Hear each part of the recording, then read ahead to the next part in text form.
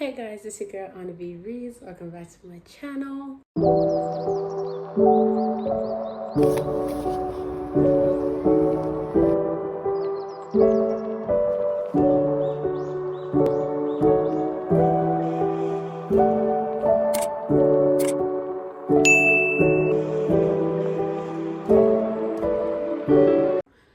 What was the last author you read?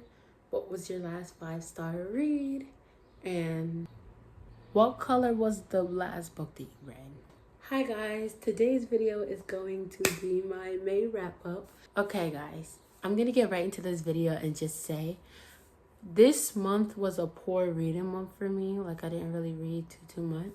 So let's hope that the month of June is better, because it's already like in the 80s and the 90s, and the 70s feel like the 80s.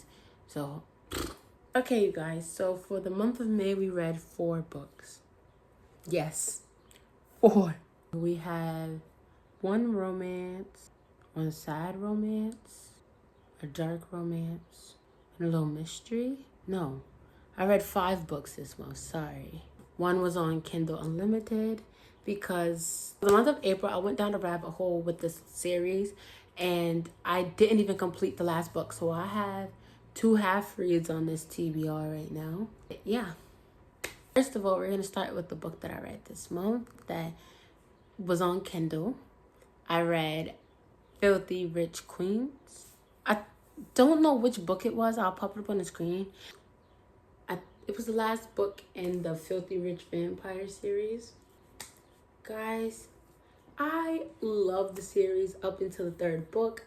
I was completely like, what the hell? I was so lost. I definitely didn't understand. I feel like they was just throwing in plot twists that weren't needed, but that's not the point. The point was the 4th book. I very much loved what I read of it. I loved. What do I remember?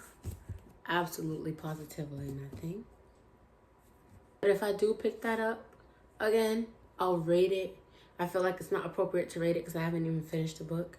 Moving on to the next half read, we have Delicious Monsters by Lizelle Sam Berry. I say this is a half read because I just started this book and it's only the 21st that I'm recording this, so I have a little ways to go. I could finish this, I might not. There's 502 pages, which is nothing to me. But this has a very interesting, the book has a very interesting plot to me. Why? Because like, one girl sees dead people, and so she lives in this town that's full of dead people, and she gets dumped by this boyfriend that she had. And so when her mom gets this opportunity to go and move to this other place that'll give her and her daughter a better life, Daisy, the daughter, jumps at the chance to go do it. But then as she gets there, she's starting to see that the place is not as it seems and so much is going on. Then 10 years later, Brittany comes and she's like, oh, my mom is abusive. I'm trying to get from under the thumb of this lady. So with my web series that me and my friend own, we're gonna go and we're gonna just, you know, explore this miracle mansion that my mom says changed her life and turned her from an abusive mother, which is a joke. But as she gets deeper into it, she realizes that the story is deeper than it seems. She can only bring one story to light, hers or Daisy's. But the most important question is, which story? My favorite part about this book, and what really drew me in besides Daisy seeing dead people and a girl investigating her story, was that Daisy's story runs parallel to Brittany's. So as you're reading Brittany's story, you're reading Daisy's story. I'm on page 22, chapter 4. The next book I'm going to speak on is Taming Seraphim. Okay, you guys, so there's a story behind this, right? I seen Larry, if I'm not mistaken, review this book, and I was like, ooh, I want to read that now. I added it to my long list of books that I have, like my TBR stuff that I have. And Please tell me why. The book was like almost $30. So Jessica asked me what I wanted for my birthday or Christmas, one of them. I think it was Christmas though. And I told her this book, and right about that time, her school was doing this thing where they were asking kids, what book did you want? And they'd order it for you. Jessica and me had to wait till a little after my birthday, I think around Valentine's Day, for this book to come in. But I just recently got it in March, I'll say. March, April. And I binged this book in 2 days. I gave this book a 4.75 stars. I fell in love with Leroy. Like, Seraphine was crazy in this book, but Leroy was like, bro, let me see. Like, okay, so the premise of the book was she was captured by people. They were bargaining her family's life over her. So like, it was a thing that they held over her head, and they were like, oh, you have to kill these people to get these family members back.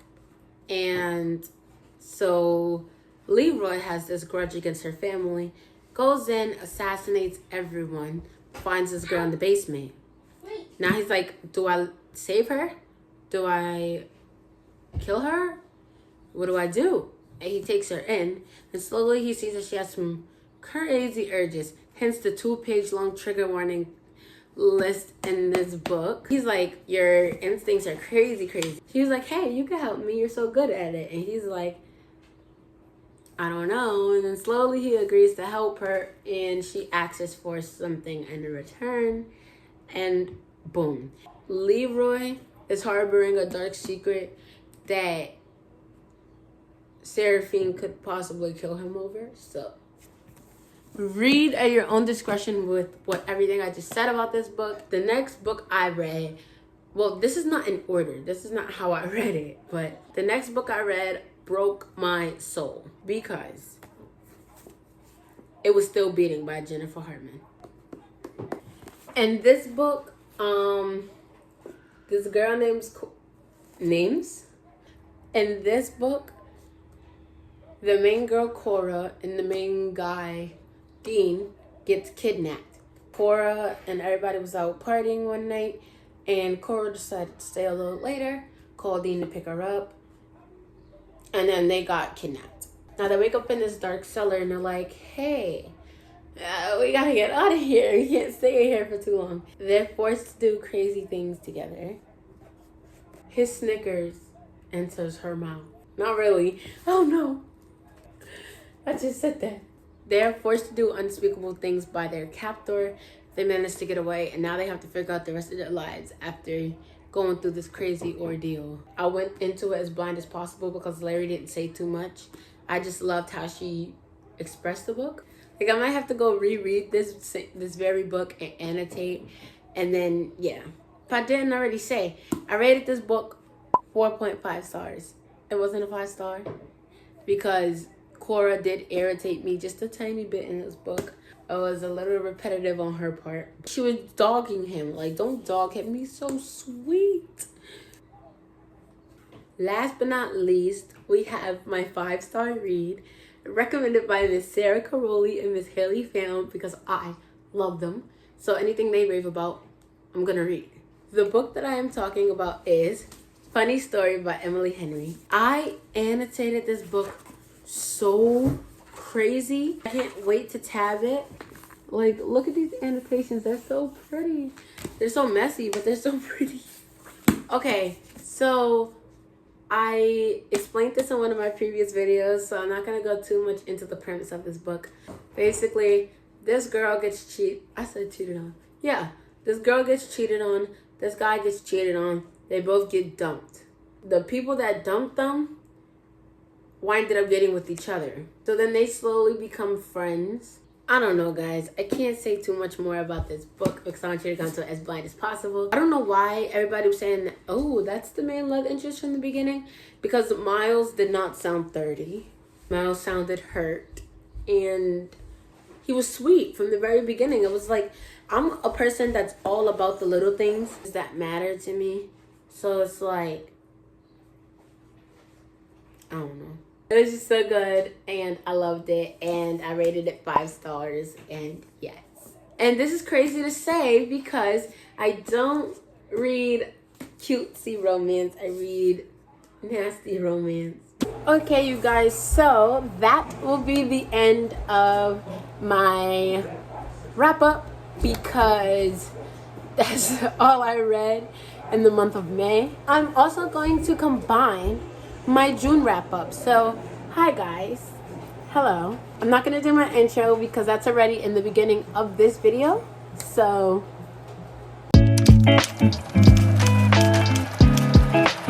today I'm going to be doing my June TBR video. And so, I haven't decided to do a specific video for this. Today I'm just going to be showing you what I have and looking through it, and whatever I decide that I want to use for my June TBR, that'll just be my June TBR. We're gonna start with my hard covers because I have less of those than I do of my paperbacks. First book we have is Powerless. I am definitely, I don't know if this is like a summary type of feel. I don't know if I was supposed to read this in this month, but it's June and next month the second book comes out, so this is definitely on my TBR because I want to get it out the way. I want to finally read it. I want to understand what the hype is. I want to see if this is going to be like another Fourth Wing thing where Fourth Wing is like my whole personality. Then we have The Dead Ex. This is more like a dual timeline type of thing, and then it's mystery, so I don't think I'm gonna read this month, sadly, or any of the next couple months. I think I might save this for like September, October, November, something like that, when it comes back around to that type of time. So sadly this is not gonna be on the TBR. Then we have Rhapsody by Mitchell James Kaplan, and I found this in a Dollar Tree and I started reading it. Actually, I got to page 2 and then I just closed it. So it's a, let me see if it fits any vibes that I could use this for summer. I don't know. This is gonna go on a maybe for now. This is definitely not gonna be on the TBR for this month. I might just read it though, I don't know, but this is not on the TBR for this month. Like I said, with the thriller type of books, I think I might save those for September, November, like things like that. I'm going to most definitely read Drawing Home by Jamie Brenner. I've been waiting for this. Guys, like really waiting. I'm excited that I finally now get to read it because this is taking place during the summer, as you guys can see from the cover. This is about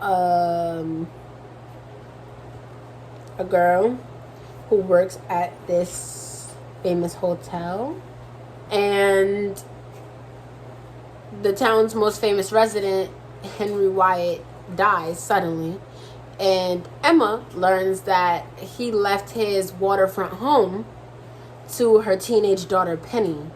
Now, back in Manhattan, Bea Winstead is Henry Wyatt's friend. And so she's upset when she finds out that her business partner had asked her to give these unknown people the hotels. So now she's on a little quest to find out why, and she's determined to save his legacy. Emma is fighting to defend her daughter's inheritance that Henry left for her.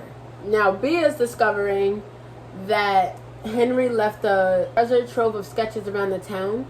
So Penny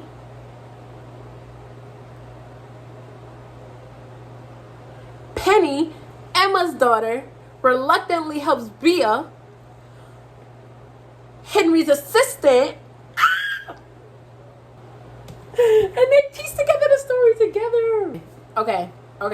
I'm definitely excited for the summer read. So when I first read that over, I didn't realize that Penny was supposed to be helping Bia. But now I'm realizing, I'm like, the two opposite teams like team up. Next we have Iron Daughter.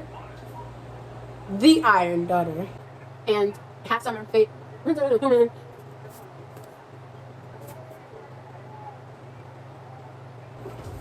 This seems like a very good fantasy book. That's why I picked it up. Still from Dollar Tree.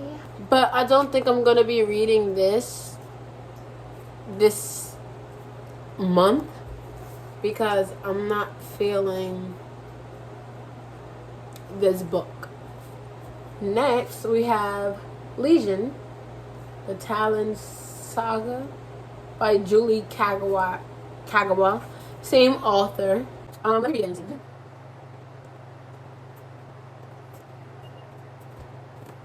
Okay.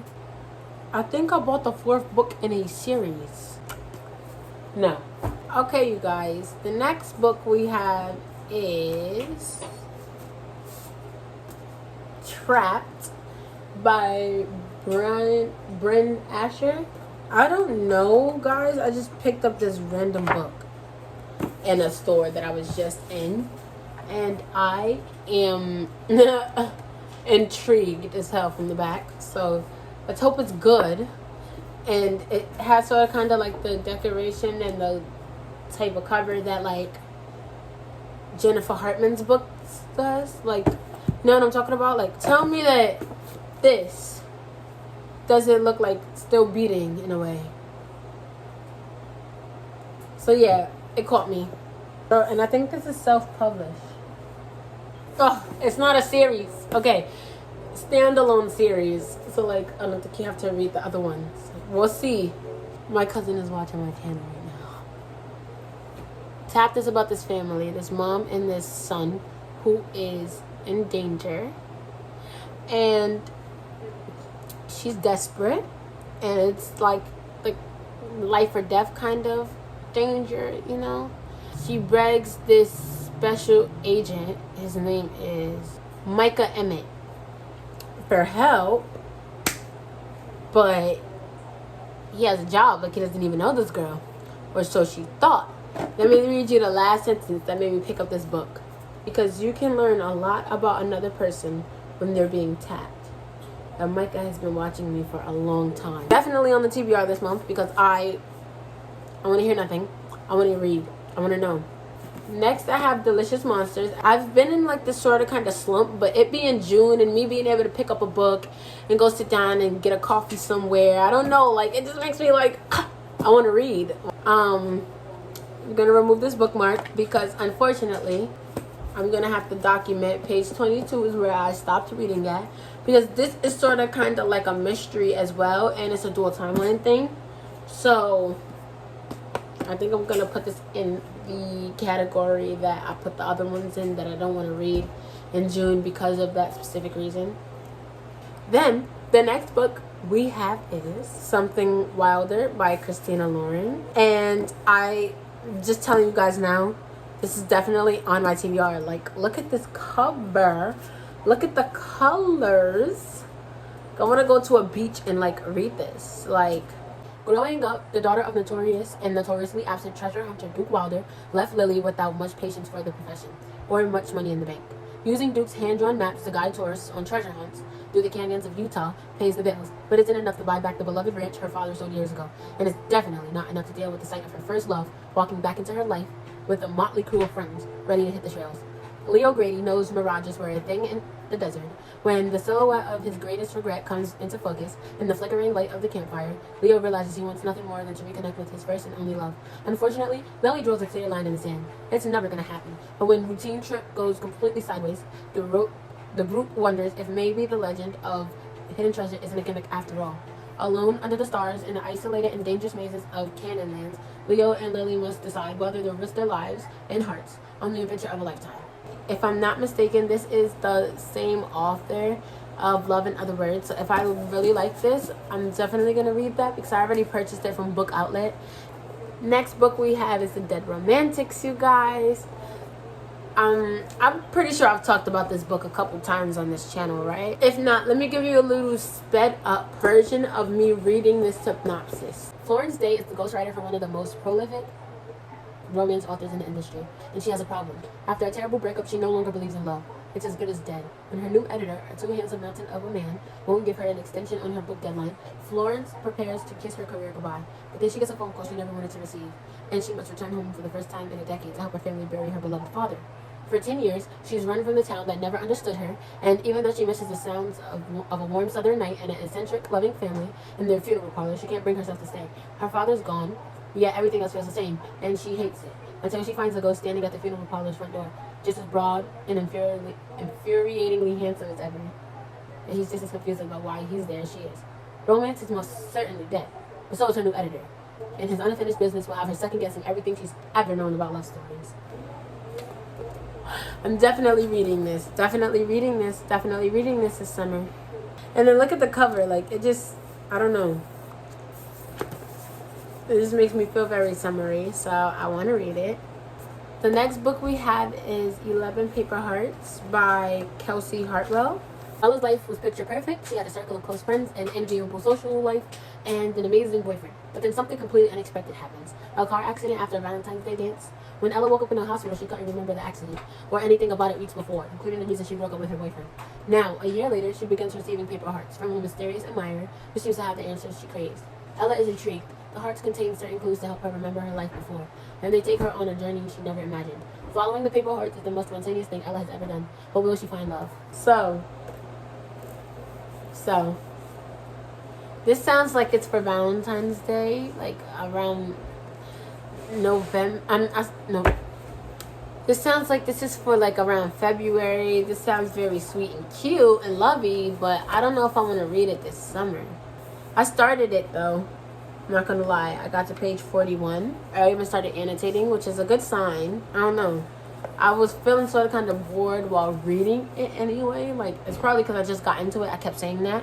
And then I had to convince myself to continue reading. But I don't know. This just wasn't, like, really hitting the spot for me as of right now. I might really regret later on putting this off.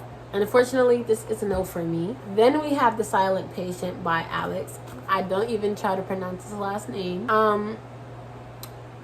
I don't know. I feel like everybody and their moms knows what this book is about. I'm just the only one who doesn't. So I'm definitely not going to be reading this around this time because, like I said, it's mystery thriller and I don't want that right now. I'm not really feeling like that right now. I want really cute, fun summary books. And so I might have to go on another book trip. I'm not feeling this. Last but not least, we have Silver Girl by Ellen Hilderbrand. Sarah Caroli is the only reason that I own a Ellen Hilderbrand book anyway. But look at the cover. It looks so summery. I want to read it. It makes me feel summery. So this book is about a lady named Meredith.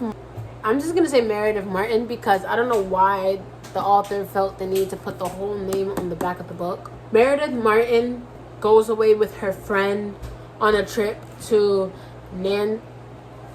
Nantucket. Yeah, so she goes on a trip with her friend to Nantucket.